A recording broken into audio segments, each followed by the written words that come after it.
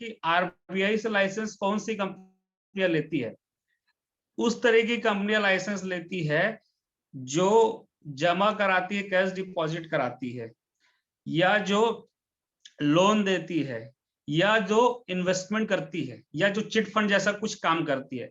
ऐसी कंपनियों को ही आरबीआई लाइसेंस देता है।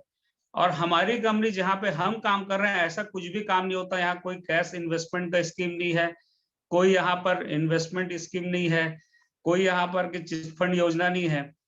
तो हमारे यहाँ सीधा सीधा प्रोडक्ट सेलिंग का व्यवसाय है और सेल पे ही कमीशन मिलता है। तो आरबीआई से इसको लाइसेंस मिलेगा नहीं, न ही इसकी जरूरत है। ठीक है, क्योंकि उस फील्ड में हम काम ही नहीं करते।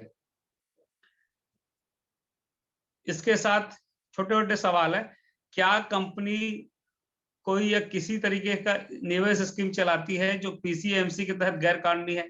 इसी से जुड़ा सवाल आता है। तो फिर से इसके जवाब लगभग वही है कि नई कंपनी कोई भी इन्वेस्टमेंट स्कीम नहीं चलाती हमारे यहाँ कि पैसे आप डालो, आपका पैसा ब्याज में मिलेगा, इतना हो जाएगा, ऐसा कुछ भी स्कीम नहीं चलाती।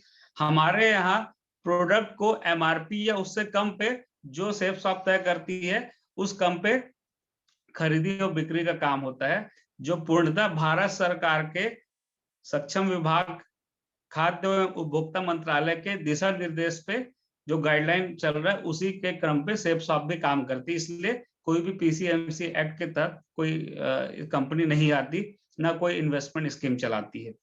तो ये लीगल चीजों को जानना जरूरी है, क्योंकि दोस्तों बहुत सारी फर्जी कंपनी आती है जो इन्वेस्टमेंट कराती है। आप भी सुनते होंगे कि वहां पे पैसा लगा दो, इतना पैसा मिल जाएगा। मैं काफी सालों से सुनता रहा हूँ कि इतना % ब्याज मिलेगा, 4 साल बाद इस वाले कॉइन पे इन्वेस्ट किए इतना पैसा मिल जाएगा। तो गवर्नमेंट के हिसाब से इन्वेस्टमेंट स्कीम डायरेक्ट सेलिंग में बैन है। आपको पता होना चाहिए, जो धीरे धीरे गाइडलाइन अपडेट होता गया, तो कई सारी कंपनी ऐसा बात रखती है कि ये विदेश की करेंसी, इस पे इन्वेस्ट करो। तो ये सब टोटली बैन है गवर्नमेंट के हिसाब से। तो हमारी कंपनी इस तरीके के कोई काम नहीं करती है। खुशी की बात है, क्योंकि इससे हम लॉ को फॉलो करते हैं। इसके अलावा एक पॉइंट है जैसे कि क्या फिर कंपनी कोई मेंबर बनाती है, मेंबरशिप या रजिस्ट्रेशन फीस लेती है? तो हमें समझना होगा, नहीं, कंपनी कोई मेंबर नहीं बनाती, कोई रजिस्ट्रेशन फीस नहीं लेती, क्योंकि कंपनी में यहाँ पे हम कोई भी प्रोडक्ट लेते हैं और प्रोडक्ट का ही पेमेंट दिया जाता है।